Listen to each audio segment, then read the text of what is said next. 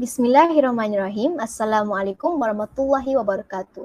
Syukur kepada Ilahi kerana dengan izinnya kita dapat bertemu dalam forum ilmiah ini bagi membincangkan berkenaan isu etika dan falsafah yang berlaku pada masa kini.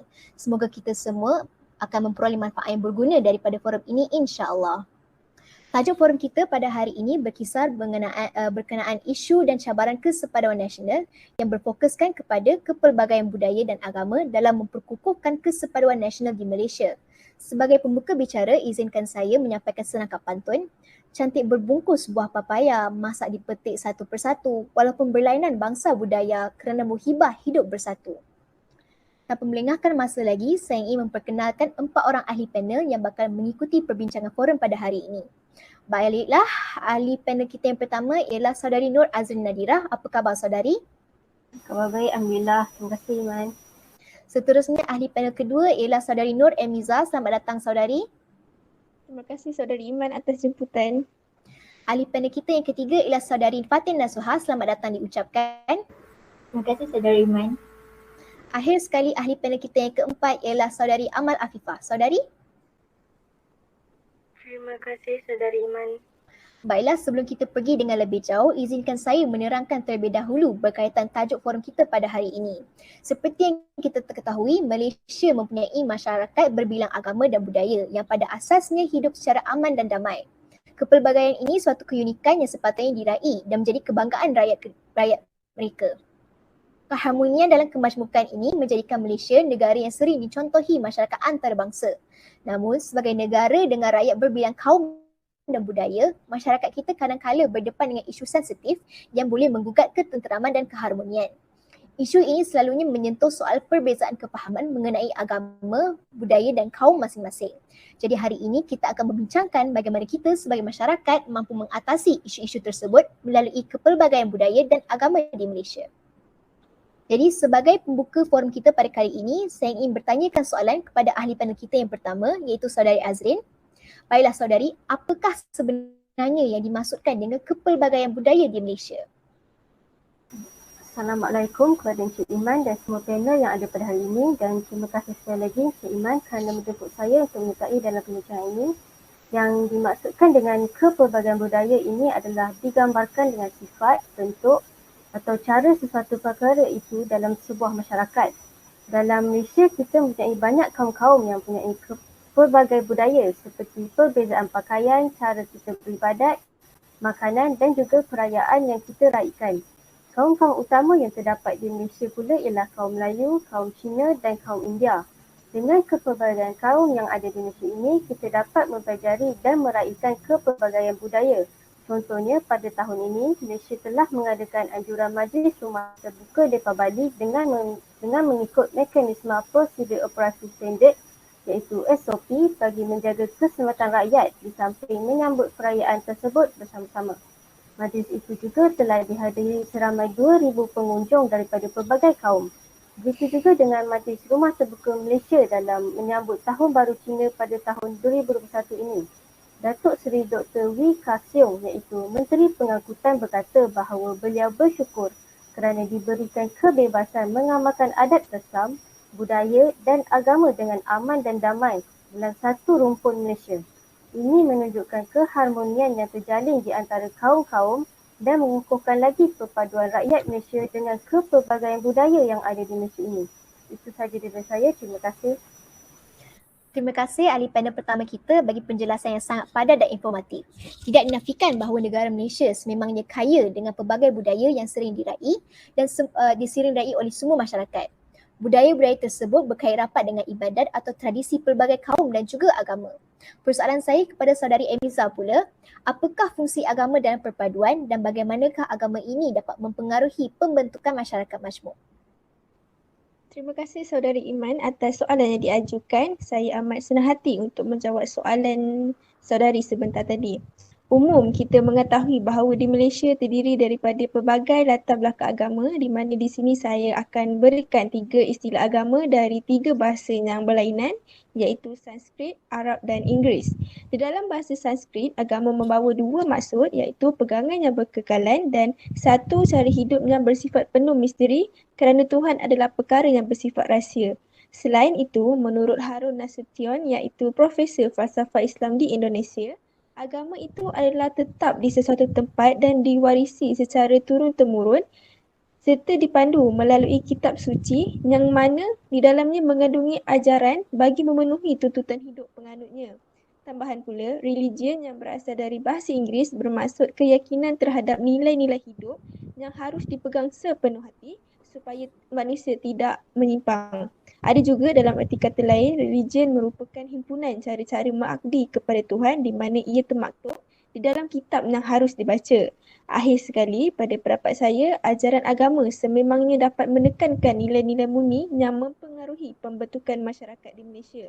Konsep yang boleh dipraktikkan untuk membentuk masyarakat majmuk di Malaysia ialah konsep wasatiyah, bermaksud melunaskan sesuatu hak kepada yang berhak tanpa melampaui batas yang telah ditetapkan oleh Islam.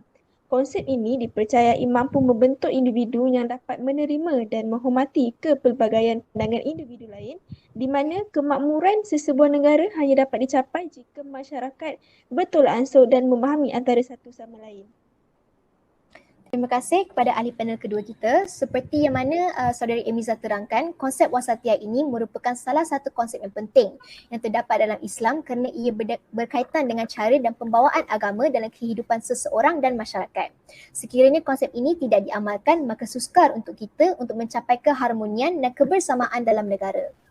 Seterusnya, kita tumpukan pula kepada usaha masyarakat dalam membanteras isu perbezaan fahaman yang mengancam perpaduan dalam negara. Kita beralih pula kepada Saudari Fatin. Pada pandangan saudari, apakah antara usaha-usaha yang baik dalam penyatu paduan rakyat Malaysia? Terima kasih Saudara Iman atas soalan yang diberikan. Pada pendapat saya, penerapan sikap toleransi dan saling memahami antara kaum merupakan usaha yang baik dalam penyatu paduan rakyat Malaysia. Kerana kesantunan dalam mengurus perbezaan dalam masyarakat, pelbagai agama dan bangsa perlu dititik beratkan dan ini realiti yang harus difahami dan diterima semua pihak. Sehubungan dengan itu, rakyat Malaysia perlu menolak sebarang perjuangan agama yang keterlaluan tanpa mengira latar belakang bangsa dan agama bagi mengelakkan dari berlakunya sebarang perbalahan dan menimbulkan huru-hara sehingga ianya boleh menjadi ancaman kepada keamanan dan juga keharmonian rakyat di Malaysia. Bukan itu sahaja, setiap individu mestilah mempunyai sikap bertanggungjawab untuk memelihara keharmonian setiap agama yang mereka anuti dan tidak lupa juga untuk menghormati, memahami dan bertolak ansur terhadap kepelbagaian agama yang diterapkan oleh masyarakat yang terdiri daripada berbilang kaum di negara ini.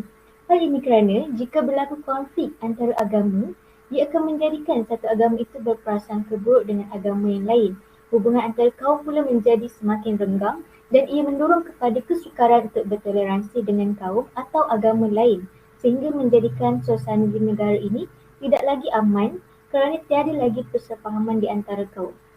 Oleh itu, masyarakat di negara ini mestilah sedar akan kepentingan untuk mewujudkan hubungan yang baik walaupun berbeza agama dan bangsa kerana ia dapat membantu melahirkan suasana yang selesa dengan pelbagai kaum di negara ini. Hal ini juga akan menjadikan hidup rakyat di negara ini lebih harmoni dan semangat untuk bertoleransi antara kaum dan agama bertambah baik yang seterusnya membawa kepada kemajuan sesebuah negara. Sekian sahaja daripada saya. Terima kasih kepada Saudari Fatin atas pandangan saudari yang begitu membuka mata kita. Sememangnya sikap toleransi dan saling memahami patut diterap dalam masyarakat agar perbezaan budaya antara kaum tidak lagi menjadi jurang bagi rakyat untuk mengeratkan hubungan silaturahim sesama mereka. Namun bagaimana pula dengan perkongsian budaya antara kaum dan adakah rukun negara memberi peranan dalam toleransi rakyat terhadap budaya-budaya tersebut? Saya tujukan soalan ini kepada ahli panel kita yang terakhir, Saudari Afifah, silakan. Terima kasih Saudara Iman. Persoalan yang ditujukan oleh Saudara Iman tadi merupakan satu persoalan yang menarik. Seperti yang kita tahu, Malaysia kaya dengan kepelbagaian budaya, bahasa, adat resam dan agama. Perkongsian budaya dapat memberikan pemahaman mendalam mengenai perilaku komunikasi. Berdasarkan budaya tertentu dengan menunjukkan perbezaan dan persamaan. Keperluan dan kewajaran perkongsian budaya ini penting supaya setiap kaum menjadi semakin terbuka dari segi penerimaan dan pergaulan sekaligus dapat menyingkirkan sikap ethnocentrism iaitu pandangan atau sikap yang percaya bahawa Golongan atau kebudayaan etnik sendiri lebih unggul daripada golongan atau kebudayaan etnik lain. Jadi pada pendapat saya, apabila memahami dan menghargai budaya masyarakat lain, kita menjadi lebih peka dengan anggota masyarakat berlainan budaya. Sekaligus dapat merangsang pemahaman, memperluas dan memperdalam pengalaman seseorang. Dan jika difahami perbezaan budaya ini, ia akan melahirkan hubungan yang positif dan harmoni. Kefahaman ini akan menjadikan kita dapat menerima perbezaan budaya dan membina komunikasi yang positif. Jadi kesimpulannya, interaksi yang aktif antara individu atau komuniti dalam kehidupan harian mampu memupuk dan mengukuhkan hubungan sosial rentas etnik. Jadi saya tutup pernyataan saya dengan tak kenal maka tak cinta. Setakat ini saja. Dari saya, terima kasih. Terima kasih diucapkan kepada saudari Afifah atas penjelasannya sebentar tadi. Soalan terakhir saya pada hari ini dan saya ingin mendengar dari mana-mana panel kita berikan sedikit rumusan berkaitan kepelbagaian budaya dan agama dalam pengukuhan perpaduan rakyat di Malaysia. Kita mulakan dengan saudari Azrin. Pada pendapat saya, kita mestilah bersatu padu antara kaum supaya kita dapat hidup aman dan harmoni. Setiap rakyat perlulah mempelajari budaya, adat dan juga agama kaum-kaum yang ada di Malaysia ini dan mempraktikkannya bersama-sama. Kita juga mestilah menghormati dan memahami perbezaan antara kaum agar tidak berlaku perselingkuhan atau salah faham di antara satu sama lain. Dengan ini, rakyat Malaysia dapat mengukuhkan lagi perpaduan dan menjaganya dengan lebih baik untuk di masa yang akan datang. Itu sahaja dari saya. Terima kasih. Izinkan saya untuk membuat kesimpulan di atas perbincangan kita pada hari ini. Dalam konteks pembentukan masyarakat majmuk di Malaysia, agama memainkan peranan penting tetapi tidak terkecuali akan cabaran di sebaliknya kerana ia memerlukan sikap toleransi dan kematangan yang tinggi bagi memupuk kesepaduan dalam diri masyarakat Malaysia. Jelas di sini bahawa nilai murni seperti menghormati dan meraihkan sambutan perayaan agama lain seperti Hari Raya Cina, Deepavali dan Hari Raya Aidilfitri adalah perkara penting untuk merapatkan jurang perbezaan agama. Pada pendapat saya, sebagai kesimpulannya, Malaysia merupakan negara yang mempunyai pelbagai bangsa, agama dan budaya amatlah memerlukan usaha-usaha yang mendalam bagi mengukuhkan lagi kesepaduan nasional di Malaysia. Serta ia juga boleh memupuk semangat perpaduan di antara satu kaum dengan kaum yang lain untuk membina suasana negara yang lebih aman dan juga harmoni. Terima kasih saya ucapkan kepada keempat-empat panel kita pada hari ini kerana sudi hadir dan menyuarakan pendapat masing-masing. Moga apa yang kita dapat hari ini sedikit sebanyak memberi pencerahan dan input yang bermanfaat kepada kita. Nampaknya masa amat mencemburui kita, jadi sebelum kita mengundur diri, terimalah serangkap pantun yang indah daripada saya. Madah diungkap, santun ditara, pantun dilantun mengusik hati, salah dan silap tutur bicara, mohon diampun seikhlas hati. Salam hormat sehingga kita bertemu lagi. Wabillahi taufiq wal hidayah. Assalamualaikum warahmatullahi wabarakatuh.